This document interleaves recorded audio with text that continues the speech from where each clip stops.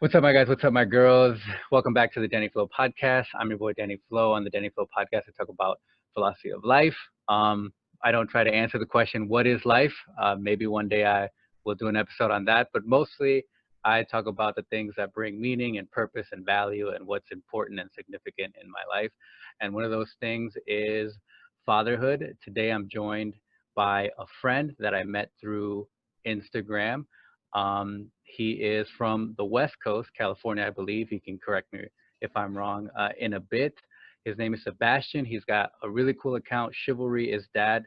That's how I found him on Instagram, through mutual accounts that we follow. So Sebastian, welcome. And why don't you tell us a little bit about yourself? Yeah, thanks, man. Well, I just want to say thanks, Dan. Can I call you Danny, by the way? Yeah, of course. All That's right, my cool. preferred name. All right, yeah. What Well, I about just you? want to say thanks. Sebastian is cool. Sebastian is Yeah, cool. yeah, yeah. All right, cool. Totally. Just thanks for the platform, though, man, because I've definitely just been trying to, spread the message of, how awesome fatherhood is and how life changing it is. So thanks for, having me on here. And Of course. yeah, and a bit about me. I'm from the West Coast, San Diego. I've been a father now for 3 years, and I got another one on the way. And I've got a big Filipino family, so I've grown up Catholic too ever since I was I was raised Catholic. And I've got like 12, 13 aunts and uncles on one side, and then 6 aunts and uncles on the other side. So a lot, big family. And so I'm just really a big family man. And I really feel like family has kind of like, the meaning of family has just kind of gone in so many different directions nowadays. Some for good, some for not so good. And so I just feel like, I think I wanted to just kind of get out there and really share my experience as a dad, and really encourage strong fathers. I think getting those strong fathers is something maybe I'm just not seeing as much, but I think they're not as abundant as they used to be, maybe. And I think to really get back on the straight and narrow, I think strong fathers are going to be a really important piece of that, for just myself, but for like society too. And so that's how I really got into the whole making the Chilvary dad account and everything. That's great. So yeah, you come from a big Filipino family. Um, I know that you just mentioned that you think maybe it's in your bubble that you don't see a lot of strong fathers. I can assure you that you have someone else on your team, because in my bubble, I feel like we don't have a lot of strong fathers either. You're from the West Coast. I'm from the Midwest. You're Filipino. I'm both of my parents are Mexican. So I think this is something that is not just specific to a certain state, probably not even specific to the United States, and it's definitely not specific to just a Filipino community or the Hispanic community or what have you. So why do you think that there's a lack of strong fathers these days? And did you see that growing up with your uncles? Were they really into their faith? Or would you say maybe you're a little bit more into it? I can tell you that I'm kind of the outcast in a good way in my family. The rest of my family, unfortunately, and I pray for them, they're more culturally Catholic. And with me, I take it serious. It's the way that I primarily identify myself, because I know that that's what God wants for me, and then everything else is secondary. And of course, that's why fatherhood is so important to me, because I think that's the way He's trying to make me a saint, and I actually think that's the way that He's trying to make a lot of men saints. But they don't know, and then that's why I like your account, because you're kind of trying to bring that to the light. So yeah, speak a little bit about that. Did you were your uncles and your dad really into their faith, and or what do you think made them strong fathers? I can't say too much about my aunts and uncles. Uh, they were, I'd say from them, it was just more like maybe culturally Catholic, possibly. But definitely from my dad, actually even from my mom, first and foremost. I would say she was kind of like the leader in the faith for a while.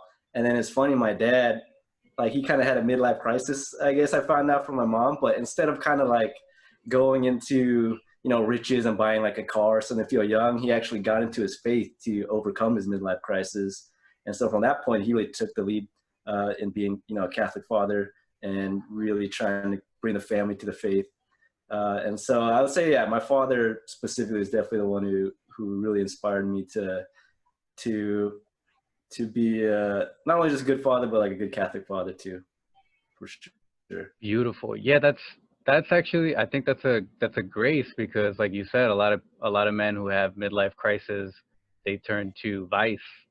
Yeah, But yeah. but thank God that your dad turned to his faith. So do you think that had an impact on you, or did you have a later conversion in your life? Because I was raised Catholic. My mom would take us to mass on Sunday. It never stuck. It wasn't because I became a father, but it was because I became a godfather. No. My older sister asked me to be her only daughter, my niece's godfather, and I had some resistance. I had some resistance because growing up, it kind of seemed to me that being a godparent wasn't really about the faith. Mm-hmm. Not that I knew anything about the faith, but I just knew that they weren't picking people because they were good Catholics. They were picking people because they were like their friends or something. We're close. Yeah. Yeah. That's similar to the Filipinos too. Yeah. Yeah, and so I was like, I don't know anything about the faith, but I don't want to be that. Yeah, I want to be chosen just because I'm her brother. And then on another note, I said, I don't know if I wasn't practicing the faith at the time. I said, I don't know if I'm going to be Catholic the rest of my life. I don't know what's going to happen. So Yeah. what happened was I was trying to get out of it. But I was trying to get out of it by like doing my research, like on what the church teaches, and then that's how I converted, by researching the faith. That's So awesome, man. yeah, That's thank really you. cool. Yeah, And but that's like a really really noble I don't know, just thinking process on your part, man, to not, not just want to be the godfather just because of by blood, like Mhm. in with a lot of Filipino families, it's very common. Some kids will have like 3, 4, 5 godfathers and another 3, 4, 5 like godmothers, So Uh-huh. yeah, like the meaning of it has kind of gone out the window in some Yeah. sense. But for me, I would say that probably wasn't it. Like my dad's conversion probably wasn't it for. It was in college actually, and college is usually where a lot of people kind of lose the faith.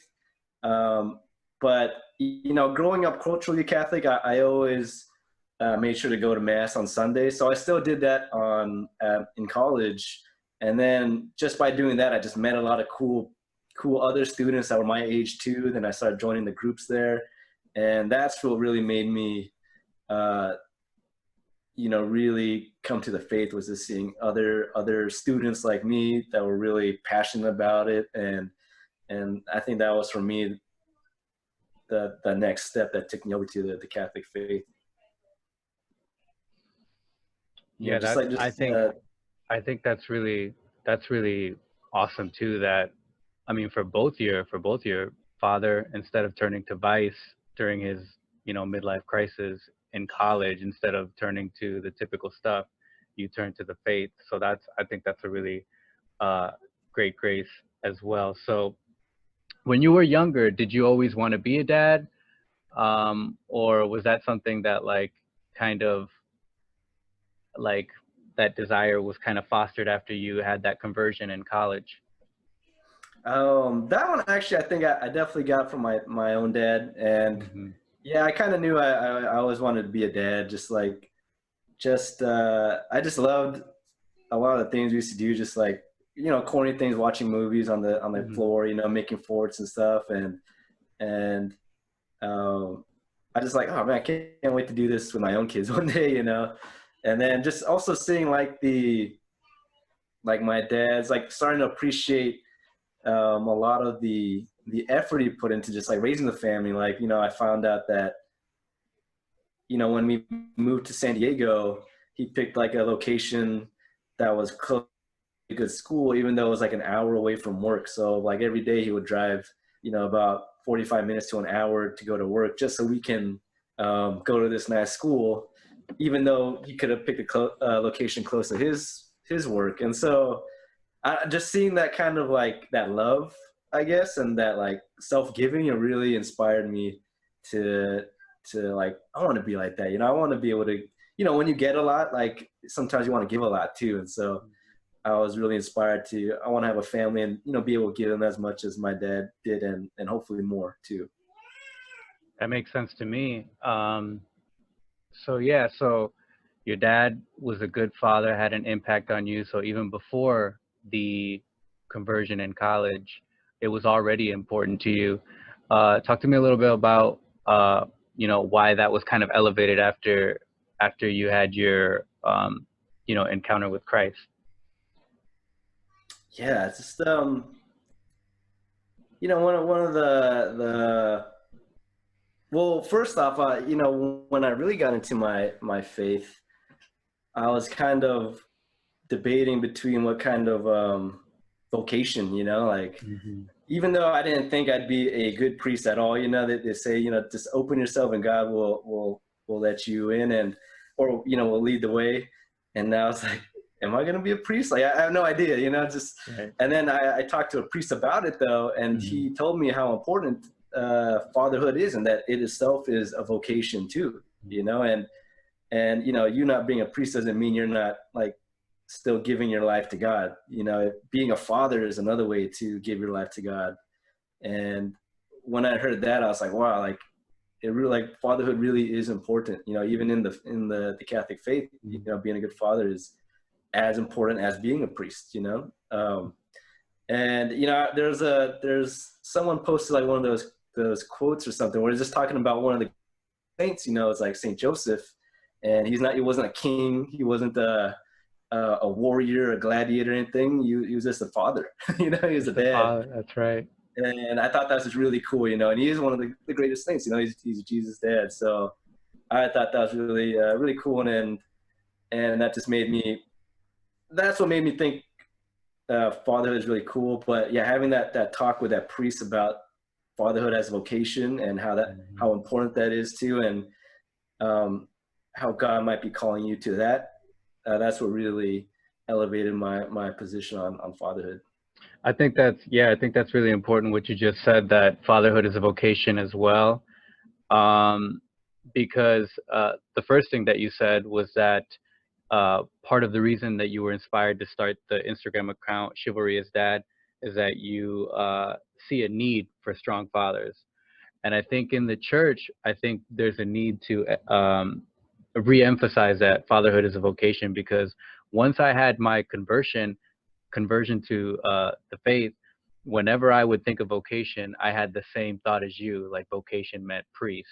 Priesthood, right? Yeah. Yeah, it meant priesthood. Like whenever anyone, lay or clergy would talk about vocations, in my mind it would just be priesthood, Yeah. And it wasn't until, quite a bit into my walk in the faith that I realized, oh, marriage and fatherhood is a vocation as well, not just it's holy matrimony and holy orders, and holy orders and holy matrimony, not just one of the both. So it's interesting that, like, I mean, at a natural level, we need more strong fathers, but then in the faith, we also need to emphasize that that's a vocation as well. So we both have around the same experience with fatherhood. Talk to me a little bit about Ryu. Yeah, it's my 3-year-old. So 3 years. So I mean, what did it feel like 3 years ago when finally I mean, not just first time dad, but baby boy right away, It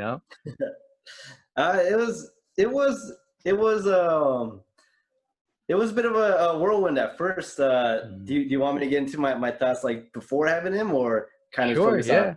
Yeah, we've got time. Absolutely. Okay, well, yeah. So beforehand, like, I mean, like I said, I always knew I wanted to have kids and be a father. But once I found out it was actually happening, I was like, oh, I'm not ready. I'm not ready for this.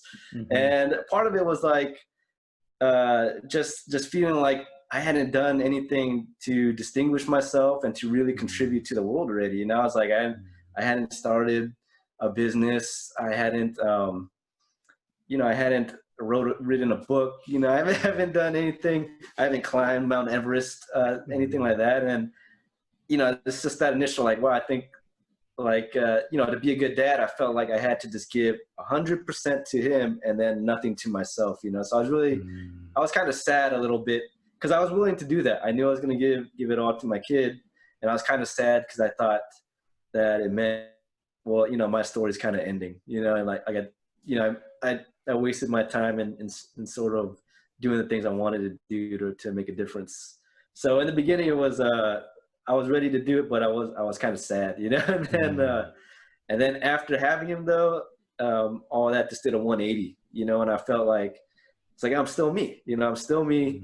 I've got this kid now. And if anything, I became more motivated, you know, because it was just another reason to go after the things you wanted to do, go to try and make a difference. You know, there was nothing preventing me from making that business or writing that book. Now that I had a kid, it would be different, maybe a little bit hard, definitely harder, but there's nothing preventing me from doing that, you know, and the motivation was there tenfold now. So yeah, after having him, I was stoked. I was excited. I was like, I'm ready to go. You know, I had more than enough like gas in the tank, you know, in the form of motivation.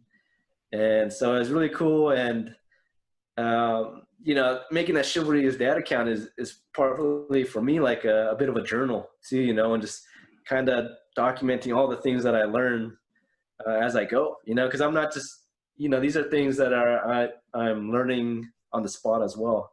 And so just the amount of growth I've gotten from being a father, the amount of challenges that I've had, but like, you know, thankfully with my wife, stuff I've overcome. It's been you know, if you're someone that likes to grow and change, it's been a real blessing. So I really, from being, you know, kind of sad to just being ecstatic about it, that was how I felt. Yeah, I think that's important. So you were excited because you had always wanted to be a father, and you were ready to pour yourself into your son, but you were sad and you thought that your life was over. Um, Yeah. you know, I Yeah. don't want to speak in general for men, but I think that's probably how a lot of men feel, not just when they have their first kids kid, but probably that's probably what's preventing them. Where do you think that comes from? That because I don't think that it's, you know, specific to you. I think that probably a lot of young men feel like that they want to have kids later in life, maybe late 20s, early 30s, because like you said, they want to accomplish what they can, and then once they kind of, you know, do that, then they're ready to start helping someone else. Where do you think that Yeah. comes from? I just think it's the society now, just the culture, that what it glorifies and who it glorifies, you know. And Mhm. I mean, I had a friend that was, you know, he's with a girlfriend for a while, and you know, he was telling me how, you know, I was thinking about, you know, settling down and getting married, but then I went to Coachella, you know, and I realized I had some more life in me. And I was like, what do you think is going to happen? You're not going to like, you know, when you get married. Can't go to Coachella once I'm married, Yeah, yeah. or once I have kids, I guess, because he was ready to get. Well, no, that was actually preventing him from getting married as well, right? He was saying, Yeah, exactly. He didn't want, because he thought you know, he had more life to give still, you know, Mhm. and so yeah, I think it's just the social, the society now and the culture of, and you know, who we're glorifying, like the celebrities. Mhm. Uh, you know, it's hard to see good dads definitely in the media and in culture, like pop culture, and in the entertainment business. Um, you know, whether it's I don't know. It's just like people back then, it was glorifying the wrong type of man in terms of like the, you know, the player, Mhm. you know, that just wasn't dedicated, the lone wolf that could just, you know, get whatever girl he wants. And then now it's kind of, in my opinion, kind of glorifying a weak man. You know, it's kind of two Mhm. polar opposites, just not getting it right, which is in the middle. It's just always going from one extreme to the other, you Mhm. know. And I feel like it's just, you know, in the media and the movies and stuff. I always kind of joke around with my wife too, like, because she always loved watching like One Tree Hill and the OC Mhm. and Gossip Girl and stuff like that. And she still watches them sometimes, but I joke with her, I'm like, so you like that stuff? You like that? Them cheating on each other and things like that. And she gets annoyed, but she knows what I'm talking about. Where it's just so apparent. You go on Netflix and everything is just like that. Where it's just so, and it's so accepted. Like it's the norm for couples to cheat on each other, for guys just to try and get girls. And there's nothing about like the old time shows. I like to say TGIF, thank goodness it's Friday, where they had Family Matters and Step by Step and uh, Boy Meets World, like the old school kind of family shows, Home Improvement. Mhm. Those shows are gone now, it's just about like Yeah, teenagers having sex and stuff. I guess I didn't notice that. And it's interesting because you just said that the old time shows were family shows, and back then, family implied that there was a father involved. And then Yeah. now the newer shows, like you said, are a bunch of teenagers or a bunch of young people having sex, and it's like, where are their dads, right? Or where are they? Or That, someone even made a good point how like the modern day Disney TV shows, Mhm. the parents are always like idiots. It's always they're just there for like side humor. They're never there to like give lessons anymore. Like they're like the jokes, like the silly parents, and Mhm. like these like 10-year-old kids that are the stars of the show. They're like the smart ones. They're like the ones with the head on their shoulders, while their parents are just like airheads. That's a good point too. Like, I mean, um, parents have traditionally been there to pass on Mm-hmm. wisdom that they got from their parents and wisdom that they themselves learned throughout their life, both maybe the easy way and the hard way. And that Yeah. try to like you said, your life isn't over, but you try to um, create the best, help them create, help that you're cooperating with God for that person to become the best person they can be, and Mm. hopefully the best person they can be is a saint. But now, Yeah. and on TV, that's not the on TV and Netflix, like you said, that's not the case. So great stuff. All great stuff. Sincerely. So that's a little bit of how you felt before. So once you had Ryu, what were some of the quick learning lessons that you quickly had to learn as a new dad? Did your dad's still around, right? Yes. Yes. Yeah. Yeah. So did you have to go to him for wisdom, or what was that like?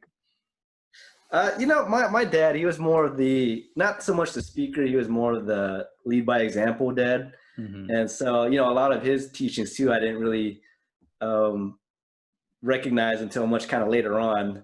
And so, uh, yeah, just like I would just think back to a lot of things my dad did and go, oh, that makes sense now. Hmm. There's a quote where they say, the older I get, the wiser my dad gets too, because you just got to make sense. Like I understand him now.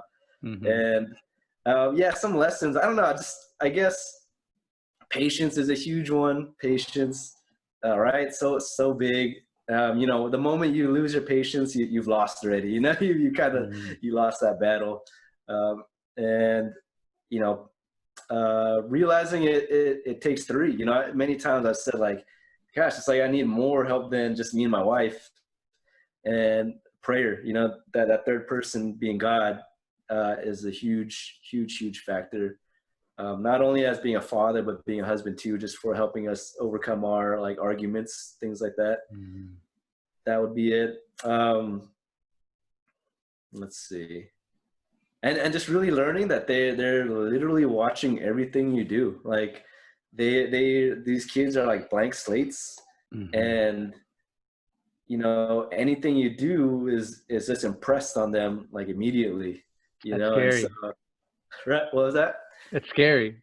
Yeah, It's yeah, yeah, better it's for scary. worse, right? So, Yeah, like it's scary. some good lessons, they'll remember that, but they're also watching you when you don't think so, and Hmm. they'll pick up other things you do too, or even just like when me and my wife would have arguments. my son would pick up on that, and Mm, he would get kind of sad. He would yell too, say no, like stop, and because he wouldn't like it too. Or one time we were in an argument. He ran away to the other room, and we're like, man, he's really picking up on that. We really got to be more cognizant of how we're talking around each other, how we're showing love to each other, and just, they're just so impressionable. And so I think those are a few of the things that stood out the most. yeah, that's big ones. Patience, prayer, and they're literally a blank slate. Yeah, I think Yeah. that resonates with me because patience is a big one, and I Yeah. think before I got married and became a dad, a father, and before I became Catholic, I never had any illusions that I was a patient person. Mm-hmm. Um, and then now I really see how I am not a patient person. So that's one of my reoccurring prayers is for more Yeah, totally. is for more patience, because you're right. A lot of times um my wife will mention something that my son did, and it's like, where does he get that from? And like you said, he's he's watching. And Yeah. one of the things too is uh it's hard to know what level of what your son's mental capacity is, Mm-hmm. because like you said, he's watching and he's picking up on things. And sometimes you're like, oh man, he really understands this, and you kind of forget that he's still developing. And so Yeah. it's like a balance, right? Like sometimes Yeah. you lose your patience because you're like, how do you not get this? You're so smart and you get all this other stuff. But Yeah. then it's also he's a kid, and he doesn't know, Right. he doesn't fully understand, he's not at the Yeah. same level. So that is really a test of patience. So Totally. one of the things that you said was that um you uh there's before it was kind of the emphasis on the player. Now it's kind of an emphasis on weak men. And even in some examples, the culture seems to maybe not necessarily glorify, but they kind of assert that the parents are dummies, right? Mm-hmm. um, how do you think that in a small way we can kind of try to correct that, to try to um, I don't want to give anyone the impression that you have to already be a strong man when you become a father. When you get married, those things help you become um, a strong man. You just have to be willing to put in the work. So I mean, what would your advice be on that? To kind of get back to having strong fathers and parents. Yes. That is a good question. It's the question. Yeah, that is the good question for sure. Man, I think. Well, I guess I'll just kind of look at my account, and I Mhm. think it's one. It's I'm just gonna go, and not so much the man, but the father and the fatherhood. And I would say one, to show that it is cool to be a father. That's just Mhm. something that isn't shown at all nowadays, Mhm. especially on the entertainment, on TV, on the Mhm. internet, and minimally on social media. So just showing that it is cool. You Mhm. learn a lot. It's I think it's an advancement of manhood in many ways, Mhm. because you learn so much, and you learn a lot about God. If you're a man of faith, you learn like why he does a lot of things. Like his love for us is kind of is shown in our love for our kids. Mhm. So yeah, I think just showing that it is cool again is one way to to get people to kind of be attracted to that. And then I think another way is community, and just showing that that even if we're a minority, you know, like we're not alone. You know, there are fathers like myself, fathers like you. There are plenty of other fathers who feel this way and are doing this. So, you know, don't give in to giving up, or don't give in to what's wrong just because majority of people are doing it. There are people fighting for, you know, good, important, strong fatherhood. And so, you know, community is another aspect, I think. And, you know, whether it's just like what we're doing, you know, it's reaching out. I was really glad that you reached out to me, because in a sense, that's a bit of community, father to father, man to man, you know. And so, but just even to your own friends, and just those are kind of the two things I can think of. Sorry. Yeah, no, I think those are great things. I think just because something is a big question or a complicated question, sometimes the answer is simple. And I think those are two great things. You looked at your account and you said, well, if we want more fathers, if we want more strong men, if we want more strong fathers, you kind of just have to be it. You just kind of have to be it, and hopefully young men will see it, and they'll see that that is an option, and they'll compare it to the rest of the options that they have, and they'll pick that option because it's better than the rest of them. It's cooler than the rest of them. Yeah, they'll see it's still cool, you know, and it's still a fun option, and a lot of learning in it too. And yeah. I think what you said is important, that that in today's culture, it kind of seems like being a dad is like a secondary thing. You know, it's important, but it's not as, you know, it's not as important as, you know, climbing Mount Everest, you know, or writing the book, or, you know, your legacy is more important, and not necessarily your legacy as a good father. And one of the things that you know, throughout life you collect all this information, and a lot of times you'll run across like lists, right? You'll like the top 5 things people regret in their deathbed or whatever.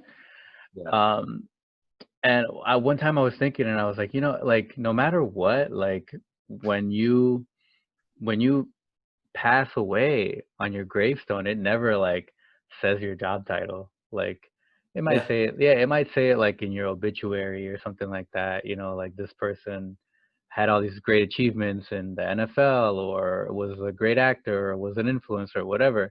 But usually like on your gravestone, it's pretty concise. And the most common thing, you know, for women is like, oh, beloved wife and mother. And for men, it's, you know, beloved husband and father. And I got to thinking, like, why is that? You know, like why is it that but I mean, that's what it's all about. Yeah. You know what I mean? Like, you know, I think like exactly, like people, before they have kids, they really underestimate how important father is, because right, any man can have a kid, right? Any man can have a kid, but what's rare is actually being a father to that kid, being a good father. But then what's even more rare is the perspective of the kid, in the sense that you are that kid's only father. You know, you are the only father out of all the other men. You are the only father. And I think that's a perspective that you only see after you become a father, you know? And so part of like my Instagram account is I want to share insight on that other side, you know, two men who are who don't have kids yet, you know, because there are some things that you just don't experience until you have that kid, you know, like, and, you know, I never would have understood like how important fatherhood is until I became a father, and said, wow, my kid really looks up to me and no one else, you know? And so in that sense, it is like really a one of a kind job, because for this kid, you're his only father, you know? And it's such a unique position. It's not a unique title, but it is a unique like role to play, you know? yeah, it's yeah, I understand. It's almost hard to put into words, but that's a great like that's a great perspective. And you know, I hadn't thought of that, or maybe I had forgotten that for our sons, we're their only dad, we're the only fathers. And which makes sense why, if we weren't around, how it would impact them. Wow, my only father is Yeah. doesn't Yeah. want to be around, or doesn't take Yeah. this seriously. Or I mean, the positive side is such a great thing. Like, wow, we're their only dad. Like, they just care about us, and that. But because it's so great, the opposite is like horrible. You know, like my only dad doesn't want to be. My only father doesn't want to be part of Yeah. my life. He just, helped, made me, and forgot about me. That's Moving on, right? Yeah. Yeah. That is a very scary thought when you think about it that way. Yeah. yeah. So 3 years in, um, what would your wife is pregnant. There's a lot of people that they not only do they not want kids, but the thought of having like 2 kids or 3 kids or whatever. But I think um, you obviously your suspicion was right, and of course you've learned a lot these past 3 years, and you're you and your wife are being generous and are welcoming another child. This is a good conversation because since we're kind of new to dadhood, there's people that are older than us and have multiple kids. Right now, all we can do is speculate, what the difference is between one child and two children, Yeah. right? Because we just have one son, and so all of our experience is limited to our one son. So this is kind of fun because we get to, speculate, and then if this gets in front of fathers that have multiple kids, they can tell us how wrong we are. Like Yeah. that's not how it's gonna be. You don't know what's coming, man. Yeah, they don't Something. know what's going. Yeah, I actually have you ever heard of it's cool that you're Catholic too. Have you ever heard of Exodus 90? Yes. Yeah. Yeah. Yeah, so I've done Exodus 90 twice with the same group of guys, and one of Awesome. the yeah, it was a good experience. Learned a lot about yourself, just like fatherhood. You learn a lot of your weaknesses and what you need to work on. And one of my friends in it is actually a convert from Protestantism. And Mm. yeah, when I did it, my son was new, and I was talking about how like my life was chaotic, and he says, I have 6 kids. You have no idea. Oh man. Yeah. Wow. So what do Yeah. you think? What do you think will? Congratulations again on the pregnancy, your wife's pregnancy. What do you think will be the difference? And do you think that just as Ryu motivated you, this next child is going to motivate you as well? Yeah, well, before I get into that, I just want to say there's like a funny meme where it's from the mom's point of view, Hmm. but she's like, I'm so ready to have another child, but getting pregnant in the infant stage is like Katniss in the Hunger Games, going back for the second the second time into the Hunger Games. I was like, that's kind of how it like feels like, and Yeah. probably much more so for my wife, going back to that survival Hmm. survival game. What's going to be different now is just, I think, having Ryu, and having my Yeah. son there with us. I know I'm probably focusing more so on the positive sides That's because I good. know it's I going think to be that's good. crazy chaotic, but I think what would differ it from being the same exact experience will be having, this 3-year-old kid as a big brother to be there and to help out and to learn too. I mean, I'm excited to find out what new stuff we'll learn. Again, having two Hmm. kids and trying to manage and learn about their experience, their interactions with each other as brothers. And I think that'll be the main difference that'll keep it fresh and exciting. Hmm. And yeah, I think I'll definitely be learning new stuff again. I've been surprised as how much uh, how many new things new thoughts, and new things I've learned just from Ryu. And so no question there'll be a lot of learning to do again once we have the second child. Yeah, that's good. That's good insight. And so, I mean, if you think about it, like you've been raising your son, like now you've got to raise him. Now you got to teach him how to be a big brother. Yeah, yeah. Are you a big brother? Do you have any? No, I'm the youngest. So I said I had a big family, right? My Mhm, mom is the youngest of that 13, and mhm, I'm the youngest of three. So like all my cousins, I have some cousins that are like 20 years older than me. mhm. And then and out of my brothers, my two older brothers are 10 years older. So yeah, I'm the youngest. Nice. So, I mean, do you guys know the sex of the baby yet? Yeah, it's gonna be a boy. Nice. The boy. So, well, I mean, you could teach the second son how to be a younger brother. That you Yeah, know. that's true. That's true. That So makes sense. you've won half the battle. Yeah. Yep. Yep. So, my next question is, um, I think a person like me. How old are you, by the way? 32. 32. Okay, 32. I'm 28. So around the same age, only 4 years apart. I think men our age, some of them don't know that fatherhood is the best option for them. Of course, not everyone is going to be just a biological father or even a spiritual father. Some men, unfortunately, if it's God's will for them, they'll um, be unmarried, single. But I think the vast majority, it's their vocation. They just don't know about it, and we are kind of tired of that not being spoken about, not informing other young men. Do you think um, do you think it's the same for women? Do you think they kind of are looking for a man that is going to take them seriously, that is going to take, if they bring a child into this world, that's going to take that seriously and not just, either run away from it, but actually raise that child to be a good child, to be a good person in this world? Yeah. Yeah. I think it just depends on Mhm. the woman, like uh, women of the faith, for example, just kind of that have learned, kind of the strong role of a man and the strong role of a woman, Saint Mhm. Joseph and Mother Mary, Mhm.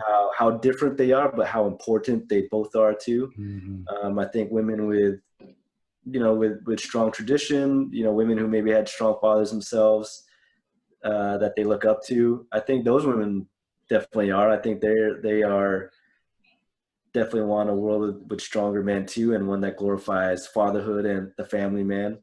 But unfortunately, I think there's this, just like how men are. I think majority of people are just victims of the society and the culture that we all live in, and Mhm. maybe they don't.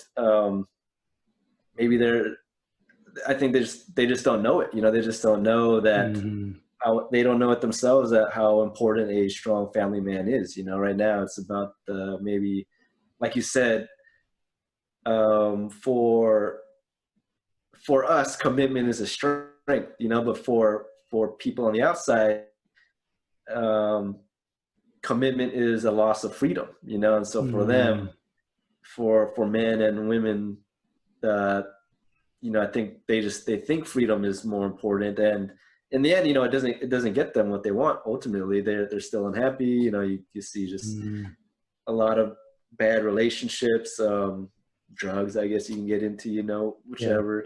But if you're in that kind of a victim of the world, uh, then I don't think they know. They just don't know. Like Mhm. like you said, it's not spoken about, so there's a lot of people that just don't know. Mhm. Yeah, that's good insight. Yeah, I mean, yeah, if men are having a hard time knowing that being a good husband and father is what is fulfilling and something that they should think about and take seriously, then I guess the opposite is true. Um, Women are not hearing that message either, and I think Yeah. it's interesting because you and I, we're devoting our free time, some of our free time, to in a small way correct that. And it's funny because we want stronger fathers, but just because we're not women doesn't mean that we don't also want more strong mothers. You Yeah. know, like Yeah. we want that as well. So that's why I kind of asked that question, because you know, even though women aren't men and can't be fathers, you know, that doesn't mean that they don't want strong fathers um, around. So Yeah.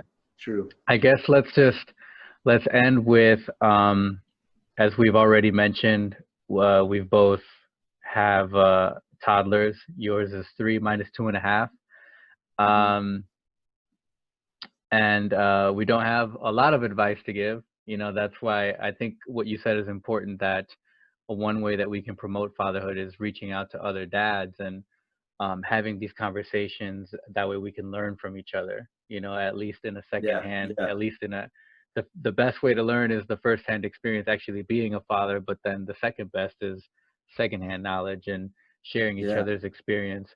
So what would your what would your advice be for young men who have discovered that, the kind of like you when you were younger, that in the future they want to be a good husband and father? And then what would your advice be for those young men, hopefully that'll come across this video and maybe they're still hesitant and skeptical because they're so engrossed in the same culture that you and I have been engrossed in, that it's too big of a commitment, and from the outside looking in, it just looks too hard and maybe not worth the the benefits or the rewards of being a father. So two different sets of advice, completely um, just completely based on your experience, on what you've learned, not looking for an expert answer, just something from the heart, which is,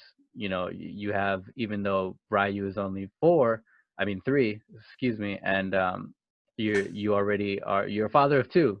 You know, you've got, Yeah. yeah, Yeah. your other son is already in your wife's womb. So just from the father's heart, go ahead. I I mean, to be honest, I think the advice for me, I guess, is just I mean, just off the top of my head, is kind of similar for both parties. You know, if Hmm. you're on board and you're kind of you know, you're excited to become a family man, as well as the one that's hesitant. My advice is that it's one of the most awesome adventures, you know, Hmm. and it's, you're gonna be in for the ride of your life, you know, and you're gonna learn so much. You're gonna experience so much more. You're gonna have like way more motivation. It's gonna be a new you. You know, you're gonna be changing for the better, and it is really hard, really hard. That's why hopefully, you know, you have a wife that supports you too, and you're supporting her, and you have that. But even with that, it's hard too. So hopefully, you have faith, you know, and if you have that, uh, you know, if you have God on your side, you know, what can go against you? You know, it doesn't mean it's going to be easy, but it means you will prevail in the end, you know, and you're gonna just, it is just so fun. And all my fears that I had beforehand, they were squashed, you know, and that doesn't mean I have new fears now, you know, and new challenges, but my old ones that I had beforehand, they're gone, you know, and I've overcome them, and because of that, I've become a better man. And so I think both of those men, whether they want to be a father or they're hesitant, they both want to be better men. You know, they both want Hmm. to take steps forward in their life. Um, they both want to grow, and being a father, being a husband, being a man of faith does that. You know, stepping into that journey is, I think, is, at least for me, from my experience, that has been the biggest adventure and the most rewarding one I've had thus far for, you know, 3 years now, and it's yeah, it's great. Thank you. I think that's valuable advice for both scenarios that I kind of set up. So Sebastian from Chivalry is Dad, make sure that if you have an Instagram account, whether you're a man or a woman, look up Chivalry is Dad. I'll put the Instagram handle on the bottom. His account is dedicated, as he articulated, as a personal journal from what he's learning about being a fatherhood, but also to encourage young men and current fathers to keep fighting the good fight of being a father, and keep on enjoying the adventure, the great adventure of being a fatherhood. Sebastian, thank you so much. Yeah, And and if I could add too, just in sure. addition to all those things, really something that I'm still building those is to build a community too, because Hmm. like I said, I'm only 3 years a father now, and I know there's people with much more experiences than me. So I'd also like to learn from other fathers as well, and learn from them and their experiences, and just kind of build that community to grow, like you said, to learn secondhand from each other, and just build that support. Yeah, that's a great point. So if you are a dad and you want to uh, build a community of fathers, definitely follow Sebastian on Chivalry's Dad. You'll probably find my account. I love his account, and I'm uh, typically liking all of his posts because they're good. They're good nuggets of fatherhood. So thank you for that as well. And make sure that you subscribe to this YouTube channel.